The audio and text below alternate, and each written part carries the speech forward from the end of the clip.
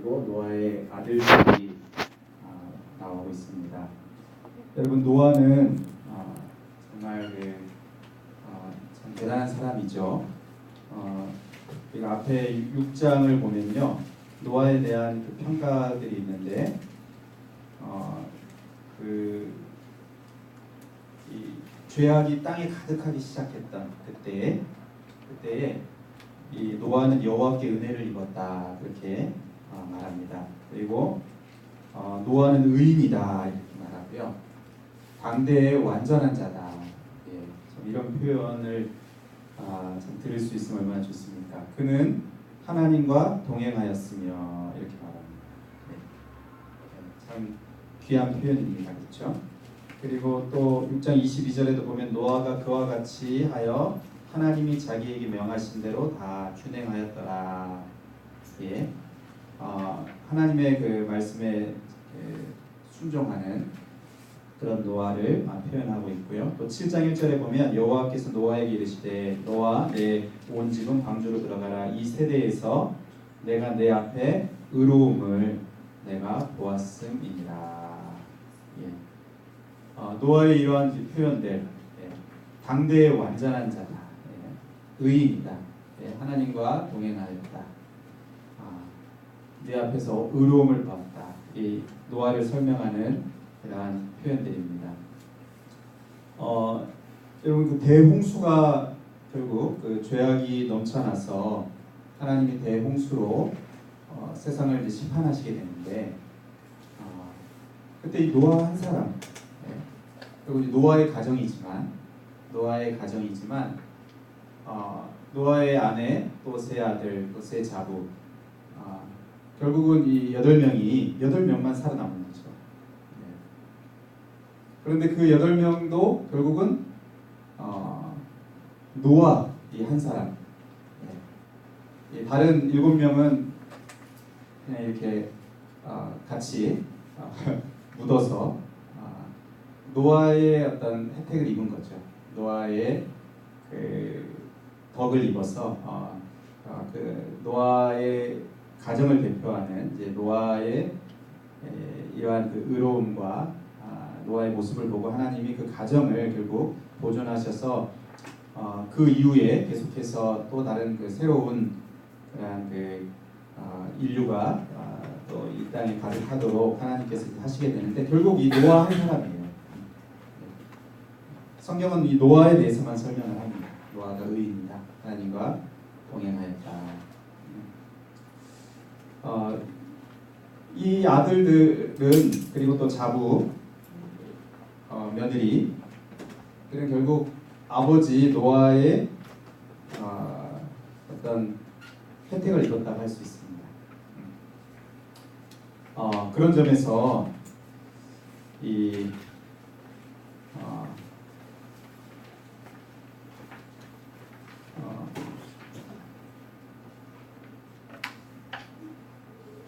우리 가정, 또 우리 부모님, 아버님, 또 어머님, 우리의 부모님이 어떤 이러한 그 신앙의 정말 모델이 되는, 지금 이제 우리 그 부모님이 그러실 수도 있고 또 그러지 못할 수도 있는데, 그거하고 상관없이 우리는 이제 그러한 그 기도를 할 필요가 있습니다. 이러한 이 가정을 이끌어가는, 가정을 영적인 면에서 세워가는 이러한 노아와 같은 하나님과 동행하는 이러한 부모님, 이러한 부모님의 이 신앙을 위해서 우리가 기도할 필요가 있고요. 더 중요한 것은 이제 우리의 이 소원이 우리가 이러한 부모가 되는, 지금은 이제 아니지만 장차 우리가 그런 부모가 되는, 노아와 같은, 그래서 노아를 통해서 그 가정이 하나님의 은혜를 입었던 것처럼, 하나님의 구원을 경험했던 것처럼 내가 이제 그런 부모가 되고, 내가 그런 그 자리에 있어서 내가 세우는 가정, 나의 자녀들이 이러한 하나님의 은혜를 입게 되는 그러한 노아 같은 자가 내가 되게 해주시기를 우리가 그런 그 간절한 소원을 가질 필요가 있습니다. 그런데 여러분 이러한 그 노아가 참 노아는 대단한 사람입니다. 위대한 사람인데 오늘 우리가 읽은 본문에 보면 그렇지 못한 또 모습을 봅니다. 이 노아의 연약함이 나오게 되죠.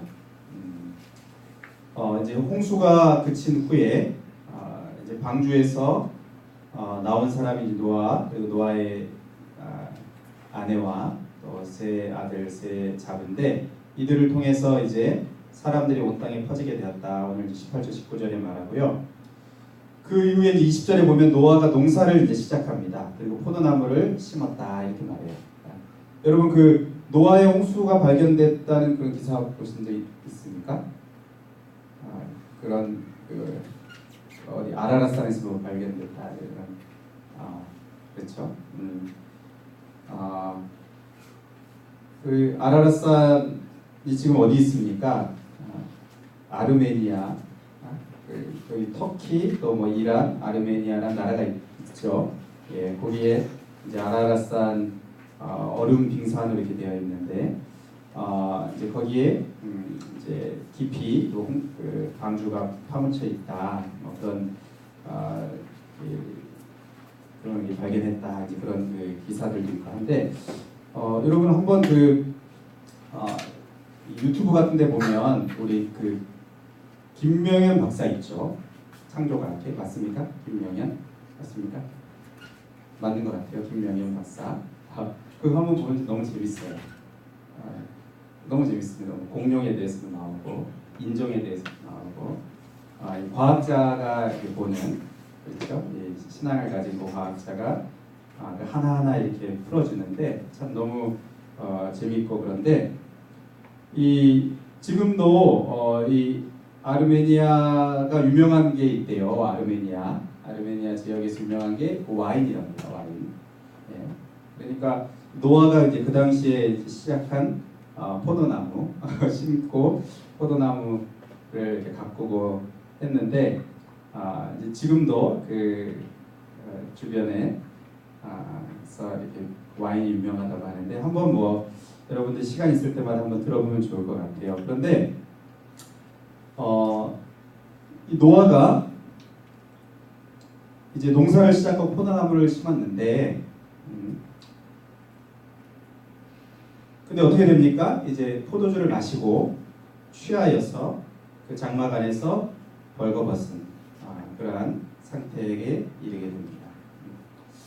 여기 이 장막은 자기 장막이거든요. 그 장막이 자기 장막입니다. 자기 장막에서 이게 뭐 포도주를 마시고 이게 취해서 막 열도 나고 하니까 아마 이제 옷을 뭐 벗어 젖혔던 것 같기도 하고 그런데요. 뭐 이게 큰 어떤 큰 어떤 그런 문제가 되는가? 이제 성경에도 보면 그 하나님 앞에 이렇게 제사를 지내는 가운데 이렇게 포도주를 마시는 경우들도 있습니다.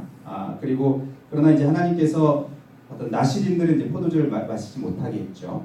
그리고 또 왕이나 어떤 통치자들은 바른 분별력을 위해서 또 포도주를 금하게 하고 이제 그런 성경의 이 말씀들이 있는데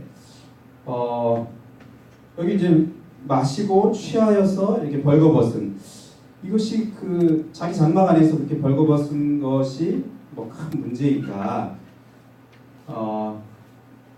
이제 학자들에 따라서는 이러한 부분들을 이렇게 여러 가지 이제 해석을 합니다.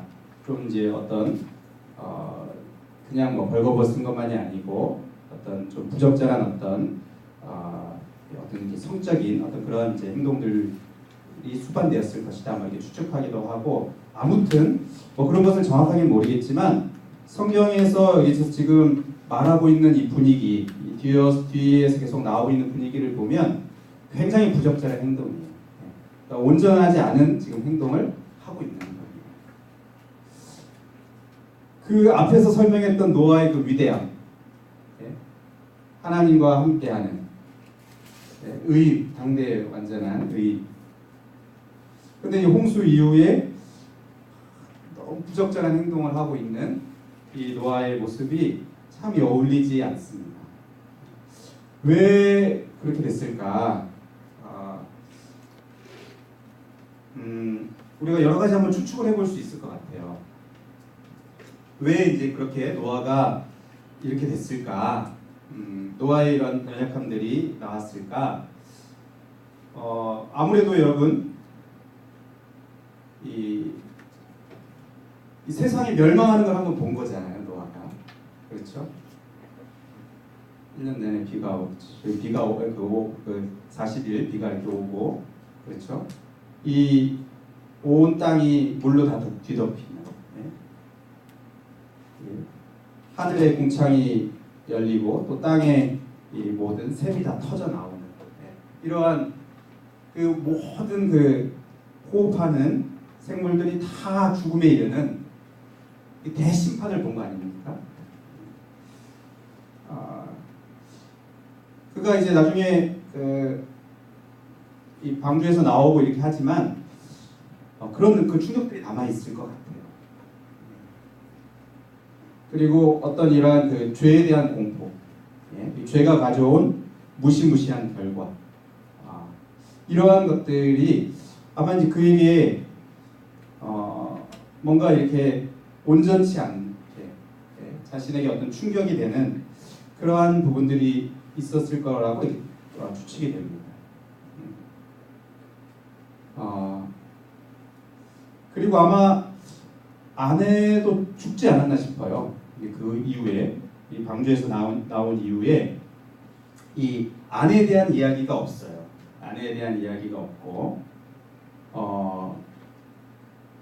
그 이제 마지막 절 보면 우리가 아까 읽은 마지막 절에 보면 홍수 후에 노아가 350년을 살았고 그의 나이가 960세가 되어 죽었더라. 보통 성경에서 이 노아가 누가 이제 몇십 년을 살았고 할 때 꼭 따라 붙는 게 있어요. 이게 뭐냐면 이제 몇백 년 살면서 자녀를 낳았고 이제 이게 따라 붙거든요. 그 족보에는. 그런데 노아에는 그런 기록이 없습니다. 그러니까 350년을 그 이후에 이제 살았지만 자녀를 낳지는 않았어요. 그러니까 노아 홍수 이후에 나온 그 인류는 온 땅에 퍼진 인류는 이 노아의 세 아들 셈과 함과 야벳을 통해서 이제 퍼진 인류입니다. 그러니까 노아에게서 또 다른 어떤 그 자녀가 그가 살면서 더 자녀를 낳아서 이렇게 된 게 아니에요. 세 아들에게서 결국 이제 퍼져 나오는데 어떤 아내도 죽지 않았을까 이렇게 추측이 되고 그래요. 아무튼 이러한 그 마음의 어떤 충격도 있을 것이고 그런 것이 어떤 트라우마로 남았을 수도 있을 것 같습니다. 예, 그런데 아무튼 지금 부적절한 행동을 하고 있는 거예요. 노아의 그 명성에 어울리지 않는 노아의 부적절한 행동을 하고 있는데요. 여기서 우리가 주목해 볼 표현이 포도주를 마시고 취하여 그 장막 안에서 벌거벗은지라 이겁니다. 우리나라 말로는 포도주를 마시고 취하여 그 장막 안에서 벌거벗은지라 이게 좀 그 단어가 떨어져 있어서 좀 이렇게 다가오지 않는데 실제로는 원어상으로는 그래요. 포도주를 마셨다, 그리고 취했다, 그리고 벌거벗었다. 이 세 가지가 같이 연결이 되어 있어요. 마시고 취하고 벌거벗었다. 이 세 가지 행동이 꼬리를 물고 계속 마셨고 그리고 취하고 그리고 벌거벗었다.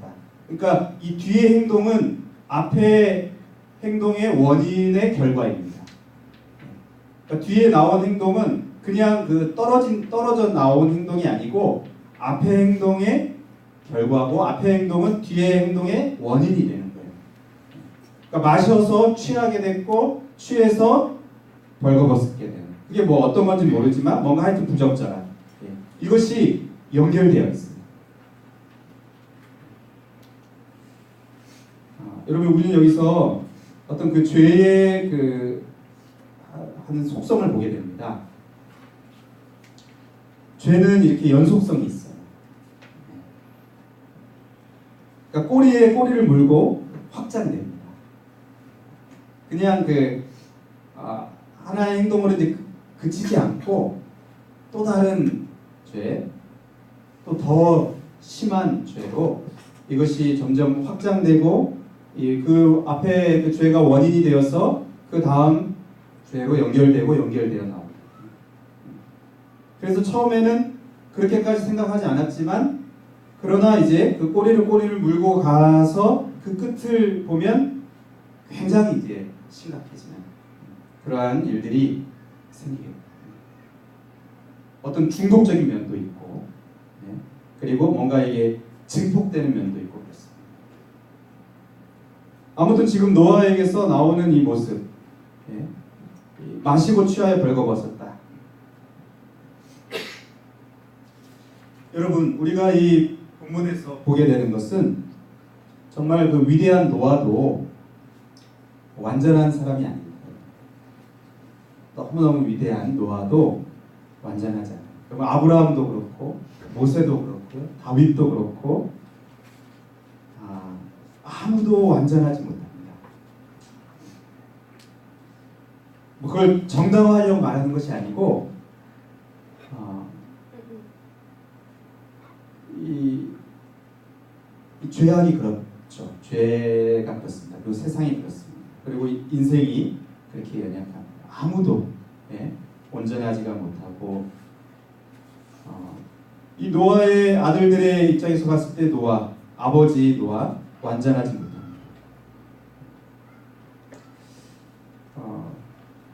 그리고 뭐 우리의 부모님들도 마찬가지겠죠.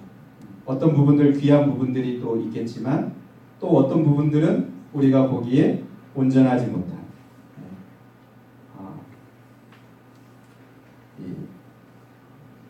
부적절한 어떤 그런 모습들도 분명히 있을 겁니다. 있게 됩니다. 그것이 뭐 부모님만이 아니고 뭐 우리의 선배일 수도 있고 리더들일 수도 있고 우리 목자가 그럴 수도 있고.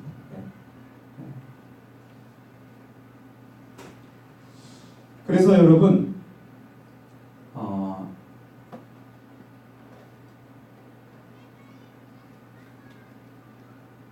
이 누구에게나 있는 이러한 허물들이 있을 수 있다는 것을 우리가 알고 이 허물을 덮어주는 그러한 사랑이 필요합니다.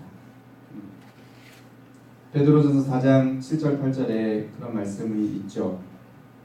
뜨겁게 사랑하라. 이 만물의 마지막 이야기 왔다면서 뜨겁게 사랑하라 하면서 사랑은 허다한 죄를 덮는다. 그냥 은폐하라는 말이 아닙니다. 그냥 덮어주라는 말이 아닙니다. 그냥 덮어주고 숨겨주라는 말이 아니고 그 연약함을 품어주라는 말이죠. 연약할 수 있다는 것을 인정하고 귀한 모습들이 있지만 또 어떤 부분에서는 약한 부분이 있고 연약한 부분이 있고 또 그 사람에게 있는 어떤 그러한 약점들이 있는 것을 우리가 인정하고 그것을 이렇게 품어주는 거죠. 그게 진짜 사랑이라는 거죠. 그것을 섬겨줘야 된다는 거죠. 그런데 애석하게도 오늘 이 노아의 아들들 중에서 둘째 아들인 함은 그렇게 하지 않았습니다. 이 함이 아버지 장막에 들어갔다가 이제 아버지의 그 모습을 본 거예요. 아버지 하체를 보고 밖으로 나가서 그 두 형제에게 알렸다. 여기 보고 그리고 또 알림에 여러분 이 표현들이 굉장히 이제 조롱적인 의미를 갖고 있습니다. 그러니까 무시하는 그런 마음을 가진 거예요. 그 아버지 이런 이런 행동을 하셔? 뭐 이런 모습을 가지고 계셔? 이러면서 그것을 품어주는 게 아니고 허물을 덮어주는 게 아니고 사랑이면 그렇게 하는 건데 그렇게 하지 않고 조롱하는 것이죠. 그래서 그것을 떠벌려서 얘기한 겁니다. 형제들에게 막 아버지가 이랬대 하면서 얘기를 한 거예요.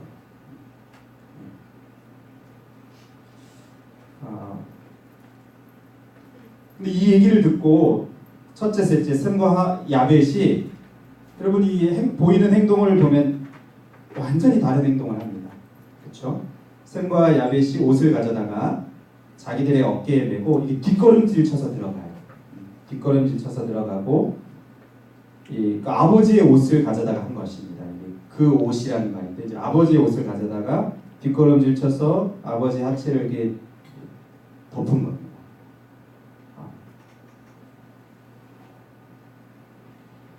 여러분 그렇게 뒷걸음질 쳐서 가서 이렇게 덮으면 아버지를 이렇게 볼 수 없었겠죠. 아버지 하체를 볼 수 없었을 겁니다.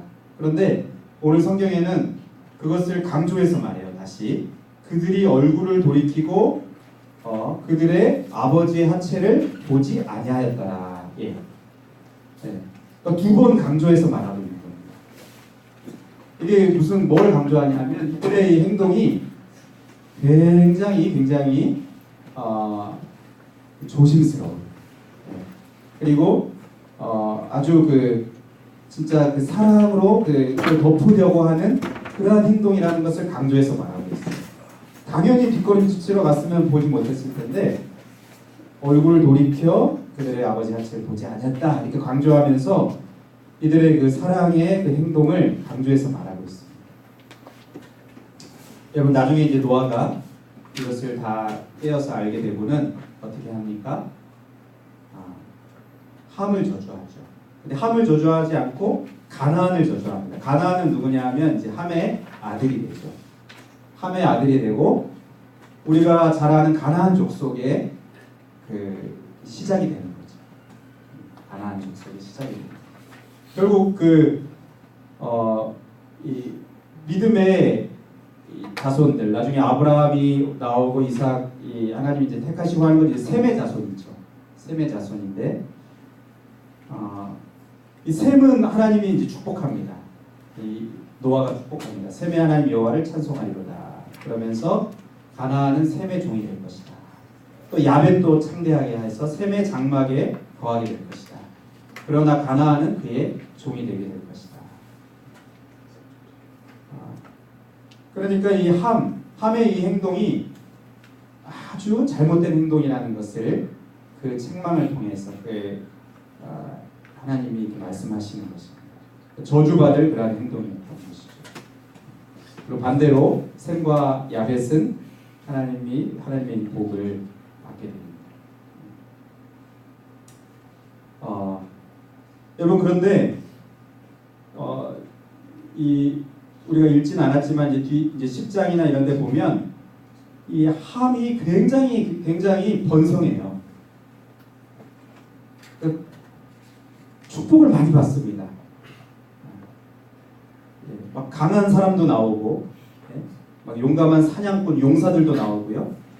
그리고 10장에 보면, 그리고 또 15절부터 보면 10장 15절부터 보면 가나안이 차지한 그 지역이 이 지중해 연안의 그 넓은 지역, 가나안 땅.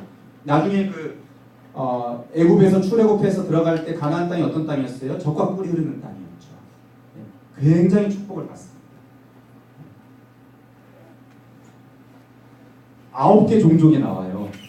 여부스, 아모리, 기르가스, 히위 뭐 이렇게 9개 종족이 나오고 그 기간도 굉장히 깁니다. 오랫동안. 나중에 결국 여호수아가 가나안 땅을 이제 정복하게 될 때 그 시점이 900년이 지난 시점입니다. 지금 이 시점에서. 그러니까 굉장히 오랫동안 복을 받았는데 저주를 했는데 복을 받았죠. 그런데 이 복이 어떤 복이냐 하면 그냥 이 땅에서만의 복입니다. 영원한 복이 아니고 이 땅에서만 받는 복입니다. 오히려 아브라함이나 이삭이나 야곱은 이 약속의 땅에서 그냥 나그네로 살아요. 정체 없이 나그네로 살아갑니다. 그러나 그들에게는 하나님의 영원한 복이 임하게 되는데 이 함의 자손 또 가나안의 자손들은 오랜 기간 이 땅에서 많은 복을 받지만 그게 진정한 복이 되지 않는 영원한 복이 되지 않는 그냥 현세의 복으로만 그치게 되는 그러한 자들이 되죠. 결국 이제 출애굽한 하나님의 백성들에 의해서 가나안 땅이 이제 멸망당하게 되는데 여러분 우리가 오늘 노아와 또 그의 아들들의 이러한 행동들을 보면서 정말 그 죄로 인해서 그 하나님의 그 심판이 강력하게 임했던 그 시대를 살았던 이 노아, 그가 가지고 있었던 또 이러한 이 연약함들, 뭐 그랬다면 우리들 이 죄로 인해서 또 완전히 뭉그러져 있는, 마치 그 홍수로 멸망시키기 직전 같은 이 시대를 살고 있는 우리들에게는 또 얼마나 많은 그러한 영향들이 있겠습니까? 죄악이 가득한 세상 속에서 우리의 이 마음이 상하기도 하고 또 죄악에 노출되기도 하고 여러 연약함들이 있기도 하고 누구 말할 것 없이 우리 자신이 그렇고 또 우리의 주위에 우리 가족들이 그럴 수도 있고 또 우리의 지체들이 그럴 수도 있습니다. 그러한 세상을 살아가고 있는 우리들이 어떠한 모습으로 살아가야 할 것인가 할 때 그 베드로전서의 그 말씀 그대로죠. 만물의 그 끝이 다 온 것 같은 이 시대,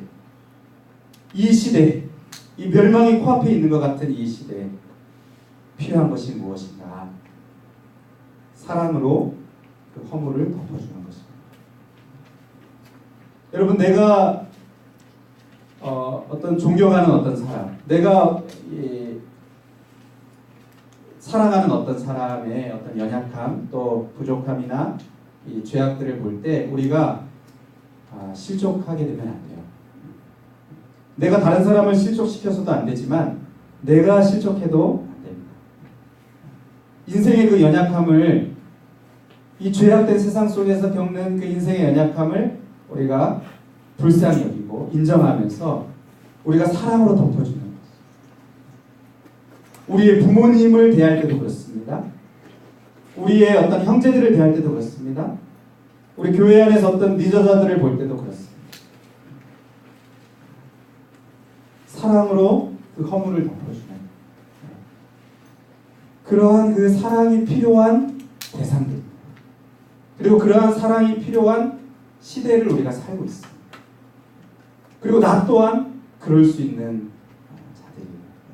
그래서 우리가 늘 참 겸손하게 나와 또 다른 사람들을 대하면서 우리 안에서 이 사랑으로 허물을 덮어주는, 사랑으로 그 연약함을 품는, 오히려 그 연약함을 섬기는 그러한 모습을 볼 때 하나님이 축복하십니다. 셈과 야벳을 축복하신 것처럼. 그러나 그러한 그 허물들을 용납하지 않고 받아주지 않고 섬기지 않고 오히려 무시하고 조롱하고 또 이렇게 비웃음거리로 삼고 할 때 하나님의 복에서 멀어지게 하죠. 여러분, 오늘 이 말씀을 우리가 우리 가정에도 적용을 하면 좋겠고 우리 공동체에도 적용을 하고 또 우리가 사는 이 시대에 우리의 관계 속에 있는 사람들 속에서 우리가 적용을 해서 정말 허물을 덮어주는 그 사람으로 살아가는 우리 모두가 되면 좋겠습니다. 우리 같이 한번 기도하겠습니다.